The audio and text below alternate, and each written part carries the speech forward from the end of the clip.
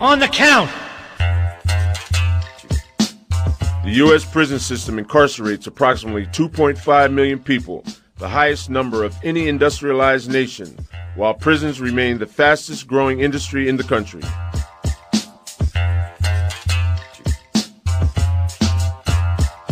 All my people up in Raybrook, where you at? All my people up in Sparfit, where you at? All my people in the group home, where you at? Come on, where you at? Come on, where you at? All my people up in Morgan, where you at? All my people up in P-Bay, where you at? All my people's in MCC, where you at? Where you at? Come on, where you at? All my people up in Attica, where you at? All my people up in Sing Sing, where you at? All my people in San Quentin, where you at? Come on, where you at? Come on, where you at? All my people up in Lompoc, where you at? All my people up in Orient, where you at? All my people up in Otisville, where you at? Come on, where you at? Come on, where you at? All my people up in San Quentin, where you at? All my people in El Reno, where you at? Come on, where you at? Come on, where you at? All my people up in Otisville, where you at? All my people up in Terry Hut, where you at? All my people up in the Tomb, where you at? Come on, where you at? Come on, where you at? All my people up in Sing Sing, where you at? All my people up in Orient, where you at? All my people up in Lompoc, where you at? Come on, where you at? Come on, where you at? All my people up in Lawton, where you at? All my people up in Lewisburg, where you at? All my people up in Clinton, where you at? Come on, where you at? Come on, where you at?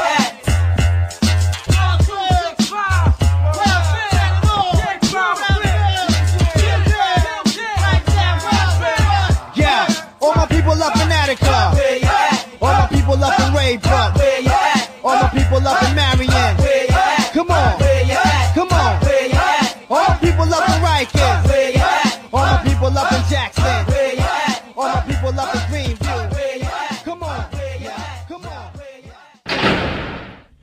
All my people inside and out, where you at? Where you at this morning? Well, I know where we are. We are here at the Tight Studio at WBAI. So we'd like to welcome you to another edition of On the Count, the Prison and Criminal Justice Report. My name is Rob Sims. I'll be sitting in as your host briefly because we have a packed house this morning. And there's a lot of information that we want to share with you. We got some folks that haven't been around for a while. We have some folks that you hear from regularly. So without further ado, I'd like to welcome a sister that is always a part. Well, actually, it's two of them who are always part of the On the Count production team. Donna Hilton. What's up, sweetheart? Good morning. Good morning. Hi, my people. How you doing? I'm fine. I'm fine. So happy to be back in the studio, especially on such a beautiful commemorative day, time, where, as we all know, that we are celebrating, we are respecting and honoring the 46th, basically anniversary of Attica riots. And there are some people who, even though they're not here with us, they are always ever present with us at this time. Correctly. I was just reminded by one of the other producers, it was an uprising, not a riot. Uprising. Yes, indeed. Yes, that's right. That's right. And who do you have with you? So today we have with us, I brought in Miss Ama Jamar, who I felt would be important in this conversation today when we're talking about Attica, because when we remember Attica, we know what's happened as a result of what was going on and not going on inside, right? And the treatment of people. And so we also need to understand that before we even get to that place, right, what happens or what needs to happen. So we don't need to have, and we should not have any more Atticas or anything, you know, that puts us in situations where we are dehumanized, treated unfairly, and totally neglected and abused. Most definitely. Well, welcome to On the Count. Thank you so much. So what do you remember about the Attica Uprising. You know what? What it speaks to is how people are treated. Now, as we move forward in all this, I want you to know, and I want the listeners to know, that I'm a former prosecutor. Okay. And to be honest with you, my work, I'll speak for myself, it focused on what was right before me. And it wasn't until I left the district attorney's office that I began to really see things from a bigger vantage point. And that means what goes on when people are sentenced and they're incarcerated. What particular borough were you? I was in Brooklyn. Okay. And it's real because, you know, we have to treat people irrespective of what they may be incarcerated for humanely. So when I think about Attica, I think about the lack of humanity that exists. And then as a system, we have to do better because we know better. Most definitely. We'd also like to welcome my brother from another mother. That's a nice description. Actually, I have about 23 brothers. Yeah, we're right? not here to accent. Oh yeah. Nice. Brother Brian Figueroa, Figueroa and Associates. How you doing this morning, Brian? I'm good. And, you know, we're talking about an important issue here today. And what it reminds me about is nothing has changed. Most You definitely. know, if you listen to Malcolm X, Marcus Garvey, all the speeches that they gave, you'll think, look, is this guy by the corner store there? And part of the problem that we have, or the major part of it, is that the revolution has been monetarized. So when we have brothers out there, historically, you know, making money out of our suffering, and, you know, I call names, whether it be, you know, Reverend Shapton and the National Action Network, whether it be... Shout him out, brother. Yeah, whether it be our Going there later. our new leader of Black Lives Matter, you know? Yes. Leader, Black Lives Matter. Sure. Those brothers are sellouts. They don't care about what's happening in our community. They don't care about recidivism. They don't care that the prosecutors and the defense attorneys do not know what they're doing. You know, we have what's his name? Eric Gonzalez. He's now put in an immigration committee lawyers in April of 2017. Sure. What was he and Ken Thompson doing? The late Ken Thompson and his wife and his mother fighting over his estate. That's another issue. You understand? Yes. So if you're going to tell me that you're going to bring about change in this district attorney, Kings County, don't tell me that there's a report yesterday from City and State stating that cash bail still is a big problem in the DA's office, where when people obviously go for, you know, when the bail hearing come, that's step one. Sure.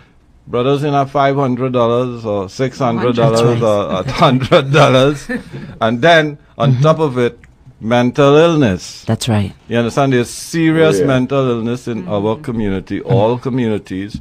So a lot of the brothers and sisters out there, they are either drug addicted, in between drug addiction, ain't have a job, or they're just mentally unstable. Most definitely. And if you are going through 400 years of slavery or more, separatism, you know, 13% unemployment for blacks with college degrees, etc., we're going to have more than our fair share of mental issues. Okay, WBAI, So- folks that are in power to make some changes around here, you see we need more than 1 hour here.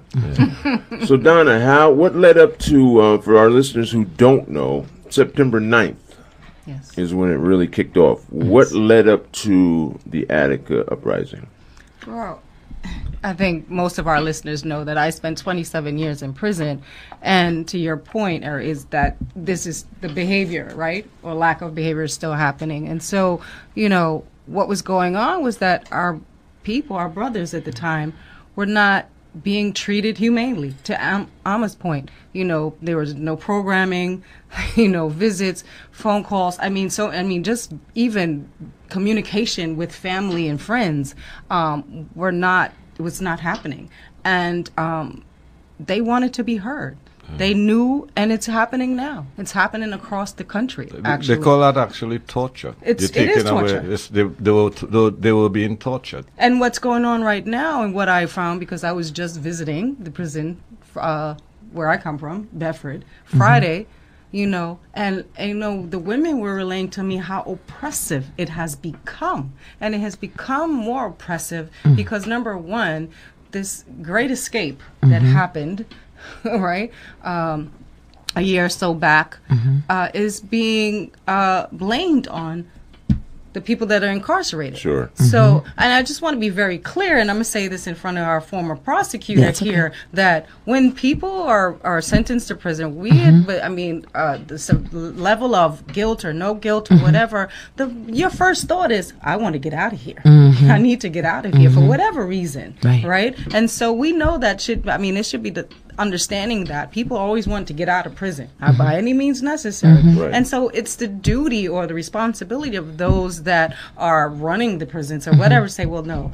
you're not getting out. So to blame, to have a blaming thing going on, well, because they did escape, you embarrassed me, and now I'm going to punish you. You take away the honor units. You have the honor units that are still existing, locking in at 10 o'clock. So you've taken away incentive. You've taken away so many things now. You're taking away just clothes that they can wear, food that they can eat. You're taking away so much that you are creating the same environment that created Attica, the Attica uprising. So in New York State, you're talking about the governor.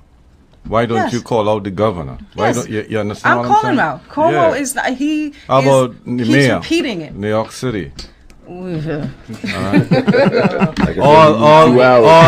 two white boys. Let's not quote it, but it's true. Yeah, but it's two white boys that are Democrats. One from Boston. Wherever. The broken windows policy. But what I'm saying though is make sense. They're white, they're Democrats. They're not Trump. No. You understand what I'm saying? So we know what I expect from Trump. You say he's a KKK, fine. You understand what I'm saying? But what is the governor? KKK? Right. What is Bill de Blasio? A KKK? Right. You understand what I'm saying? Right. And Bill de Blasio is married to a black woman. What does that mean? You understand what I'm saying? I thought that it meant something. Where's the reform? So that's his token we have vested ourselves in a party that really don't care. It's true. It's true. It's all like you said. So when is the next revolution, ma'am? We happening right now. No, I'm serious. You know, I know how to use an AK-47. Can you? Are you gonna teach me? Yeah, we're definitely in the middle of the revolution right now. We're in the revolution right now. And an AK-47 is not one of the 7 words. Well, hopefully that's right, Brian. Hopefully, in the middle of us, we have a former prosecutor who just throw it out there real quickly, no endorsement here, but just saying that Ms. Jamal is also running for Brooklyn DA. Got my vote. That's right. The closer she is to the problems, that's right, the better the solutions can be. Without a doubt. So. And it's about understanding, right? So as I said to you earlier, as a prosecutor, never really thought much what happens when people were sent upstate. Right. And it does matter what happens. It matters what happens, how they're treated. It matters about being humane about the process, and then when they're coming back. And I think, this brother over here said something really powerful about what's happening in terms of the 2 standards of justice in our criminal justice system. And we look at this, what's going on with cash bail, what you brought up. Basically, if you are rich and you have money and you can make bail, then your people get out. Your family is able to get out. But when you don't have money, and then whether it's $200 bail, whether it's $1,000 bail, when you don't have money, you just don't have it. And what happens is that people then are stuck, and that's where they languish. That's why I'm against cash bail, especially in low-level crimes. That doesn't make any sense, because if you just break it down, low-level crime, the maximum you could actually be sentenced to, is a year. But we got people who are waiting for their cases to be adjudicated way after a year, and they're in there for 2-3 years. There you go. There you go. And there you go. And so what happens is that they're waiting, and that's because their family can't make bail. Not that don't make no sense. No doubt. No way. So, Madam Prosecutor. You can call me Amma. Okay. Call me Amma. All right, Amma. All right now. When did you have your epiphany? You know what? I left the DA's office under Hines in 2010. And it was really, that's when things were really coming to full focus for me. Because that's when I learned a lot about Jabbar Collins. He's a man who was wrongfully convicted and was exonerated. And it was in that during that time period, and I even saw more and more the need to move, that we had to have a change in our system because Hines had to go. Sure. So there are many people running for DA's office right now, okay? I'm the only one who's running who actually identified Ken Thompson because we needed change. And I worked with Ken in order to get him elected. But in this whole process from 2010 till the moment we're talking right now, you know, my eyes have been awakened. I'm awoke. Sure. Because what happens in our lives, because first of all, criminal justice system impacts our lives far greater than anybody else. Number two, you know, what happens to our lives when this happens? Because there's a ripple effect that goes throughout. So I firmly believe that, you know, when we look at these wrongful convictions, and I'm glad that Ken was able to create a unit and brothers were able to get out, and that's awesome. There was like 23 wrongfully convicted people who've been, you know, who've been identified and been exonerated. Out of the 23, 21 of them are black and brown. Sure. Okay, that says something, right? And go ahead. No, my big issue, you know, they say a dead man can defend himself, Ken Thompson. Yeah. You understand what I'm saying? Yeah. But cash bail that we're talking about didn't change under him either. Right. So when a brother goes inside of there, you also have to hold him accountable. Absolutely. And, you know, as, you know, Mr. Charles Barron and his wife, you know, we met with them recently and they talk about this. Say, listen, you know, we're going to, you know, the two people that we support in this race is the two sisters, you and Pat Gatling. And, you know, black is beautiful. Black is supposed to be intelligent, and that's what we expect from either one of the two candidates. But Eric Gonzalez, as I said earlier, is carrying on with the legacy, quote unquote, of Ken Thompson. He's riding his coattails. Right. Well, yeah, but part of his coattails too is cash bail. So if it exists under Eric Gonzalez, then it existed under Ken Thompson. I hear you. You understand? And Ken Thompson, I've known him many, many years. When I had the Abner Louima case, and Carl W. Thomas also deceased, right? We went to the U.S. Attorney's office, all right? Zach Carter was there, and we said to him, we want Ken Thompson as part of that team. And at that time, Ken Thompson, we told him, Carl W. Thomas and myself, we would like him to be the district attorney one day. We also told him that, you know, obviously timing is everything. Hines is very strong, and Hines has done good things in our community, not just bad things. You understand In the beginning. Well, yeah, because as you say, you were there. Why didn't you do like the brothers in the prison and uprise? Yeah, that's what I'm saying. You know what? But you know what I did? No. What I did is I left. Yeah, that's what I'm saying. I left. I left after 1 year. You were there for 11 years, right? So you're you can take more junk than anybody else than I can. You're a more seasoned man than I am. Yeah, I'm very seasoned. And when I see shit is wrong, I move on. Whoa, you violated the rule. No, it's not on the... You violated the rule. It's not on the 7 words. You violated the rule. Come on now. Nayaba keeps me honest. She's right. She's from the Amsterdam News. She keeps me honest. She's gonna hit me on my head. You understand what I'm saying? But I get very emotional. Yeah, you gotta be passionate. And part of passion is that you can't take stuff. And Carl W. Thomas and myself, he's deceased, and he went to NYU just like Ken Thompson. We met many, many times talking about what we need to do here in Kings County. But I was disappointed with Ken Thompson. Disappointed because if you're the man and you go in there, you brother bring about changes that you promised. And a big part of his team was Caucasian. You understand what I'm saying? So he couldn't find enough brothers and sisters, people like you and others, to bring on his team and say, listen, this is what we need to change here. And whether it be 2 days, 6 months, 4 years, imagine what has happened since Ken has been in the office and we have this cash bail issue. So you know what? I mean, one thing I understand and recognize, that change unfortunately does take time. It's a process. And the first change that needed to happen was the fact that we needed to change the district attorney in Brooklyn. That was Joe Hines. And so, you know, Ken Thompson was elected by the people.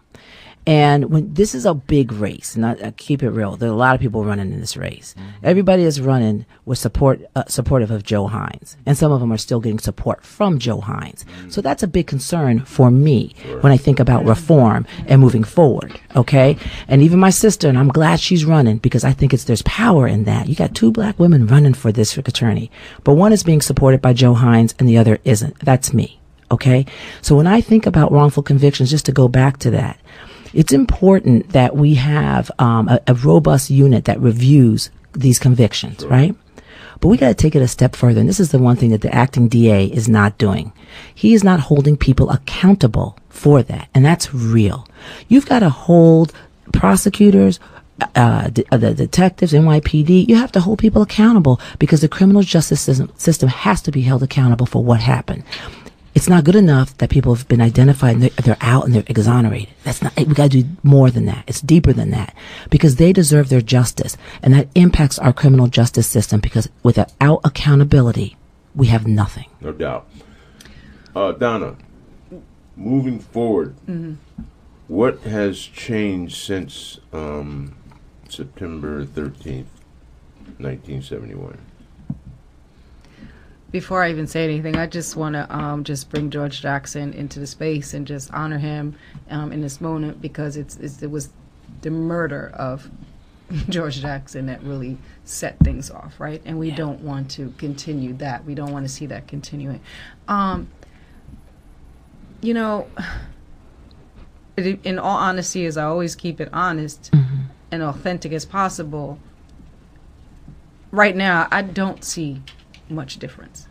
Why? Because we've gone backwards, right? We continue to go backwards to the point that you just made, Amma. There are no accountabilities, right? People expect those of us who've been incarcerated or who are incarcerated to be accountable for something that we did, whether we did it or not, right? We have to be held accountable. And so if you have a system that says, okay, well, we're holding you accountable, but what about when you do something? That's right. You're not held accountable. You know, we understand what happened at Attica, you know, that the majority of people murdered were our people, people incarcerated. But you hear different stories, and there's no accountability. There's hardly any accountability that's happened, you know, and the way that it's portrayed is portrayed in a way where we continue to be vilified, you know, denigrated. We continue to be treated as other or less than. And to your point, because we're black and brown, there's no really any traction because the majority of people in prison continue to be black and brown. It continues to be us. And so where do I see any change or any movement? I don't, because it's going backwards. But we are able to stop it. To your point, we are able to stop. We have to stop it. We have to go out there. We have to use our voices. We have to stand. We have to stand for something because we keep falling for crap. Most definitely. We have to stand for something. And so we have to go out there. We have to say no when something is wrong. We have to call it and say what it is. And then we also have to vote. We have to use our power. We have to use our power. We know that there's a political game going on out here. It's been that way. That's not changing right now, right? So what can we do? There's power in numbers. There's power in voting. There's power in standing up. And let's utilize that. Use it. And we have to call out those conditions that created Attica and are continuing to create those Atticas because right now we're there. Right. We're there. Whether we want to believe that or not, because you don't know really what's going on in prisons and you're not connected to it, I'm telling you it's there. No Right. doubt. But our connections in corrections now, most of the corrections officers are black and Latinos. And how are they interacting with our black and Latino prisoners? And And look at what has happened in Rikers. Wait, I have to say You this. understand? So what is happening is, hey, you know, we are part of the problem now. No, we can be looked at as part of the problem, and we're going to discuss that when we come back. We're going to take a quick musical break. You're listening to WBAI 99.5. Don't you dare touch that dial, 'cause I'll send these sisters out to get you. We'll be right back.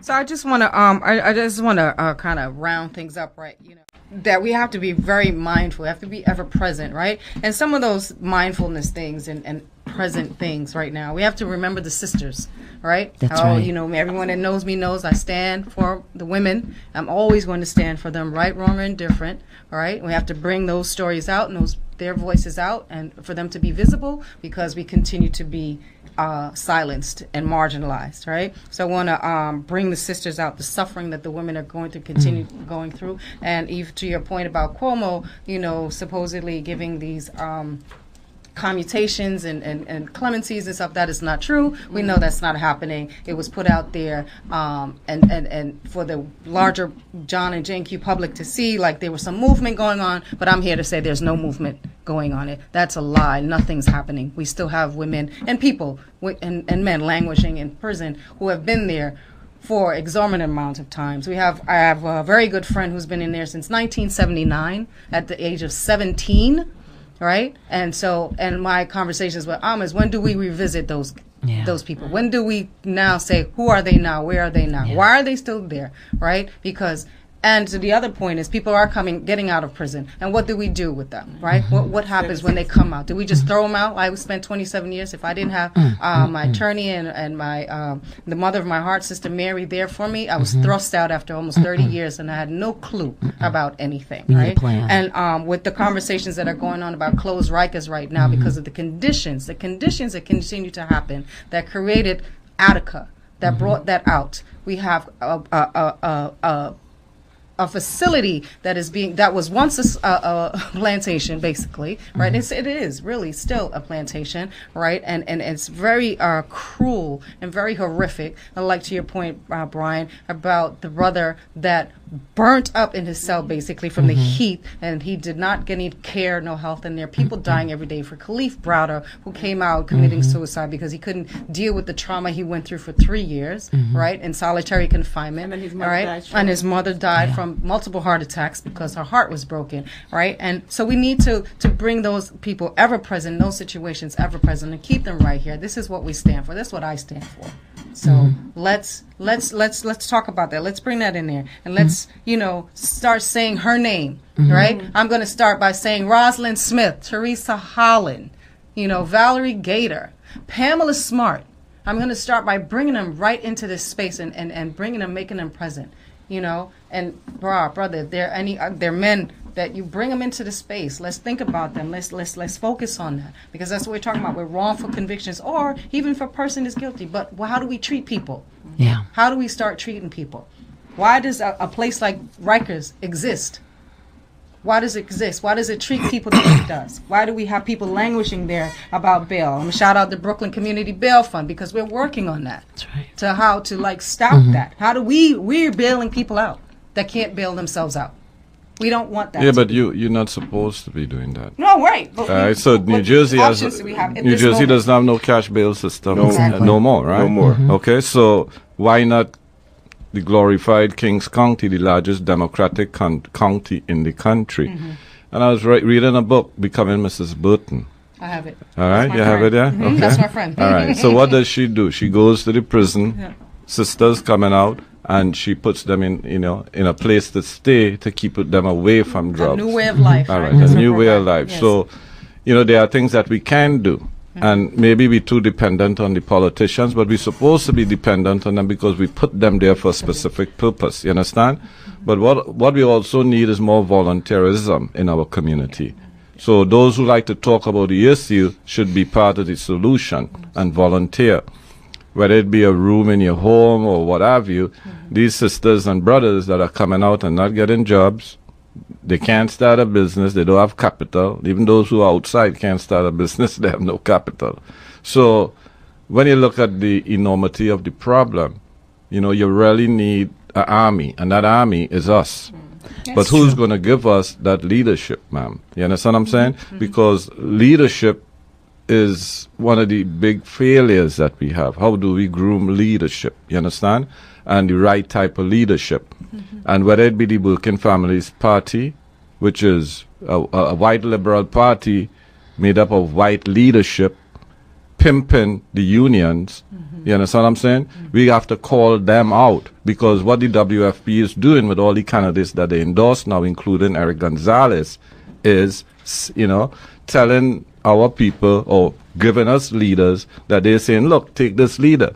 How did 1199 endorse Eric Gonzalez? Because he was the Spanish guy and they did the black guy last time? That's what I'm hearing. You understand what I'm saying? So, yeah, How does the why does the WFP carry more than one line? Why don't they just be the Working Families Party and not take double or triple endorsements? You understand what I'm saying? Why does the Democrats do that also?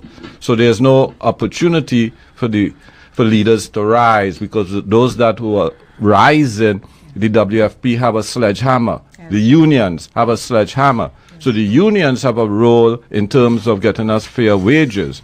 But what they are doing is violating matching funds. When they work with the WFP, decide who's going to be our leader. You understand what I'm saying? And what happens? She's going to go to this campaign, Amma or Pat Gatling. They're going to go out there. You know what's going to happen? The union is going to put so many people with Eric Gonzalez. It's going to confuse our voters out there, black and Latinos. They're going to believe that, hey, the person with the most, placards at those polling stations, behind them. You understand what I'm saying?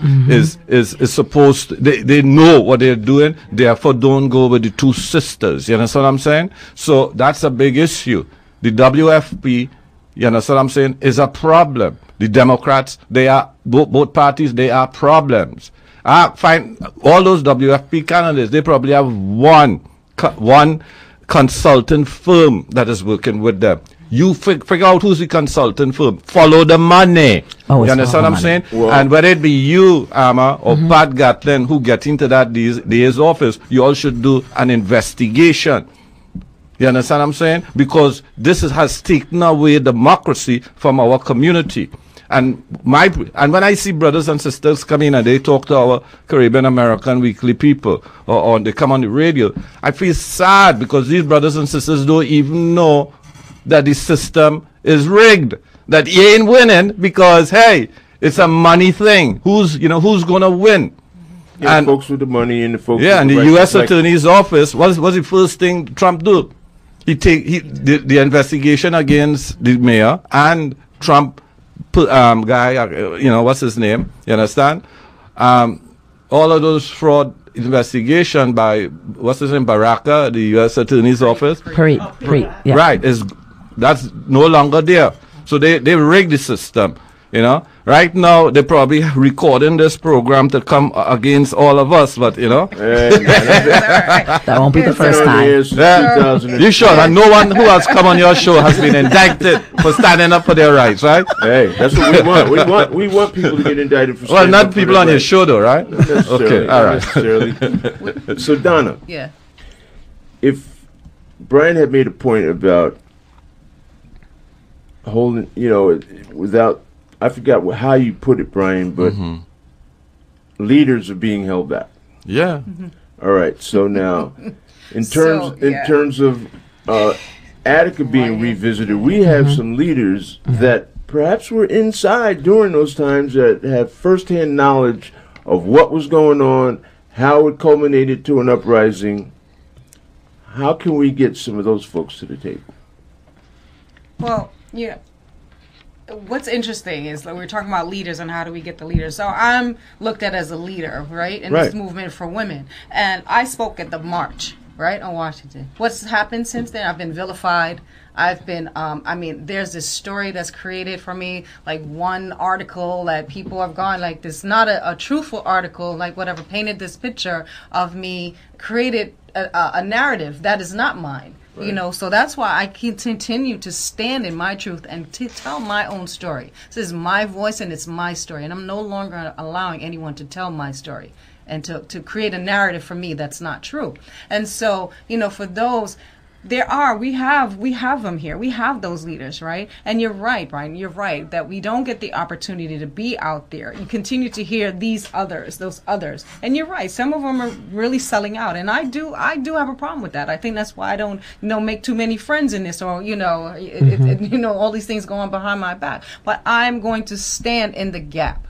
I'm going to stand in that, because I was that little girl who was abused as a little girl, who was traumatized, who was raped, who was taken advantage of, right? And no one allowed me to have a voice, and when they heard me, they silenced me. And so I learned from that. And I met so many women, so many people like that, but especially women. I've met so many women who have that story, and the same journey as I did, and they want to be heard. And so I stand in the gap for them, and I'm standing up, and I'm going to say, I am not going to allow you or anyone else to silence me. I'm going to tell my own story. It's my narrative. It's mine to tell.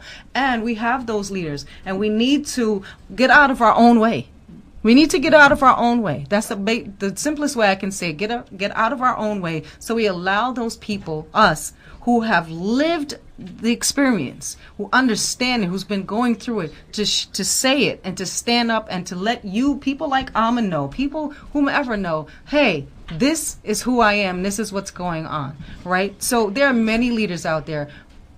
But that was one of the things that Eddie insisted, is that we give a voice to the voiceless and bring people into the conversation who historically have been excluded from the process. Absolutely.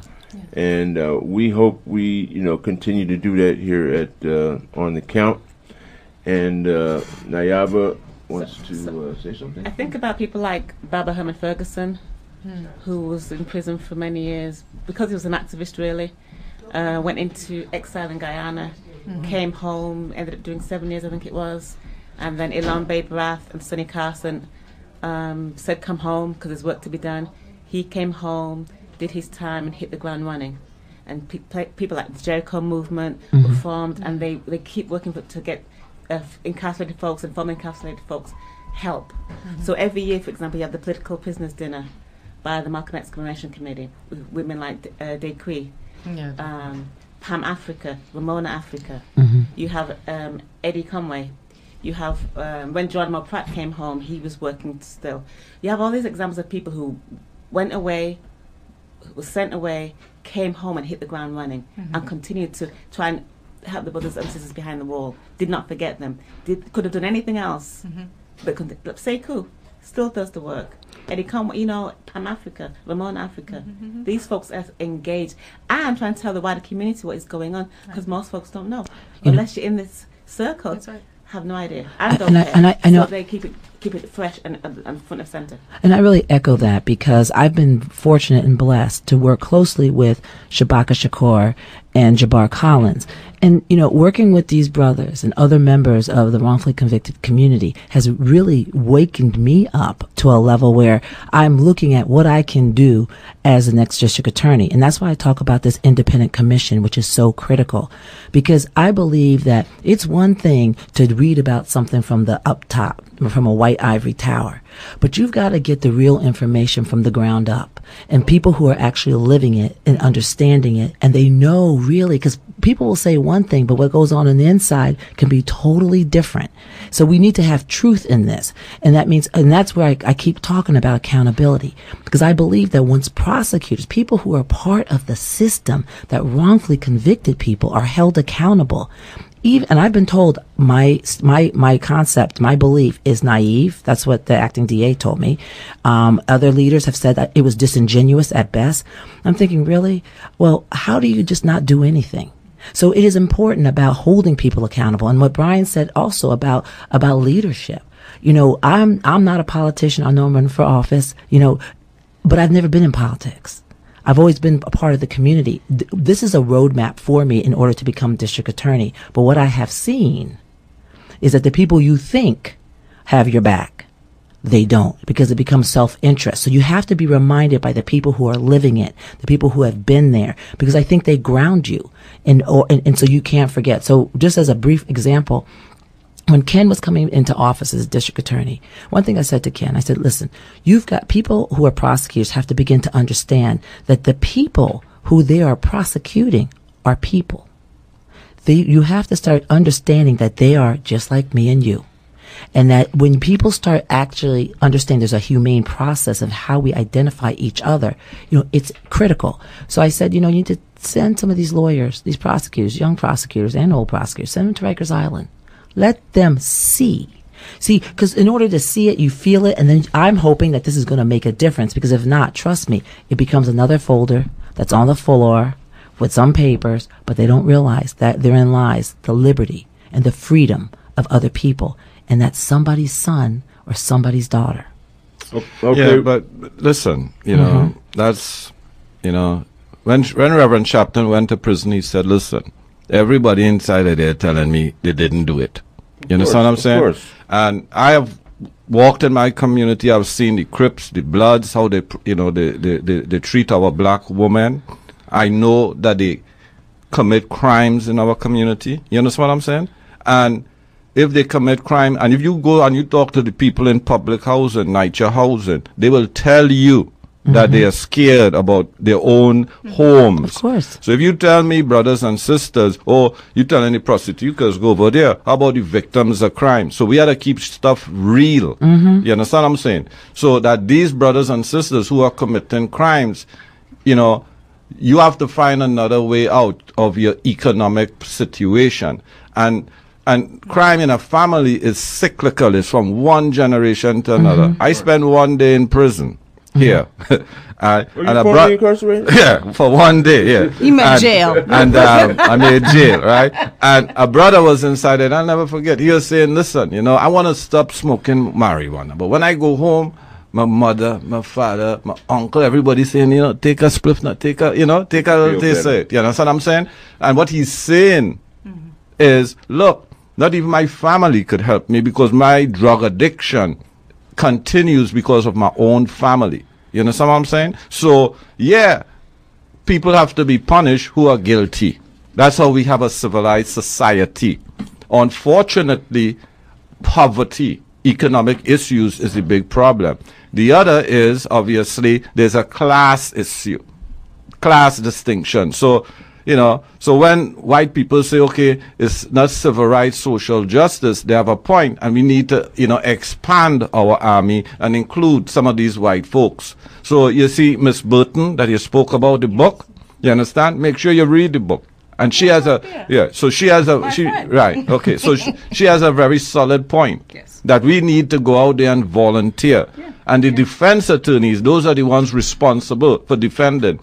And some of them are underpaid, overworked, and that's where we're going to get some of our correct brothers and sisters, so to speak, who have been wrongfully convicted. That's where we could address these issues. Yeah. When we have legal aids and whatever in New York State, for example, telling a brother from the Caribbean, like you're Jamaica, that you say you're from, take a plea for simple marijuana possession, but they are giving them an ACD, an adjournment contemplating a dismissal. Who's wrong? The prosecutor or the defense attorney? Because now this person is inadmissible if they have two simple marijuana charges. So when I hear Eric Gonzalez putting in his immigration committee in April, and when I hear city limits talking about cash bail now, what's wrong inside of there? And, you have to stop.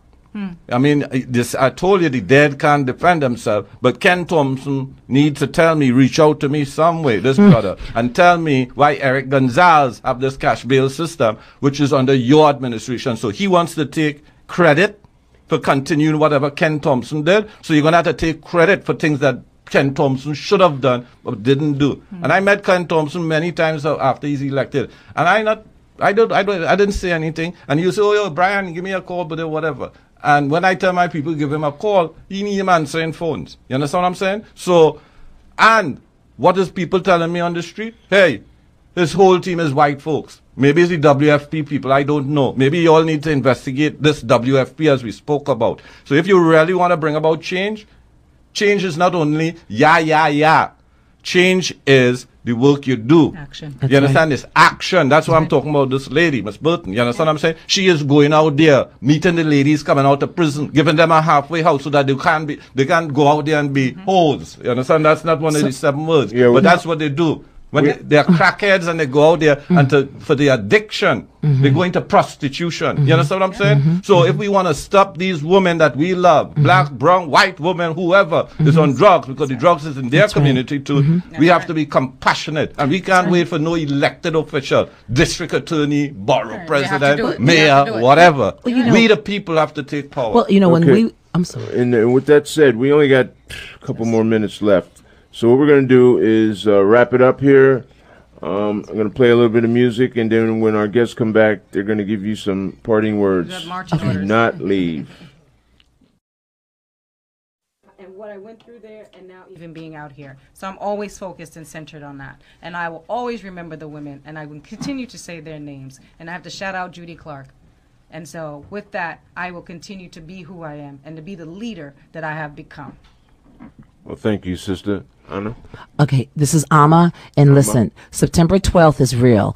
It's the Democratic primary, and it's going to be about who comes out and vote for our next Brooklyn District Attorney. The criminal justice system impacts our lives every single day, so it matters who becomes your DA. And what I want to do is I want to change the face of what that looks like. It's not just about incarceration. It's about prevention, it's about being proactive, and it's about a commitment to the community. No doubt. Remember Attica, folks. Brian? That's right. Yes. So action speaks louder than word. Go to www.nacc.nyc on September 11th. That's when we start our training on civil rights issues. We don't want you to just complain. We want you to sue New York City. If 1 million people who are illegally stopped and frisked, or whatever numbers every year, brought a lawsuit against New York City, they will go broke. Most definitely. Don't give in. Don't give out. Don't give up. Stand tall in spite of it all. And stay on the count. We want to thank all of our guests this morning. We need more than an hour. We'll see you again next week, folks. If you've made a pledge to WBAI, make sure you honor those pledges. God bless all of you. And let's not ever forget the sacrifices that the brothers made in Attica. Peace.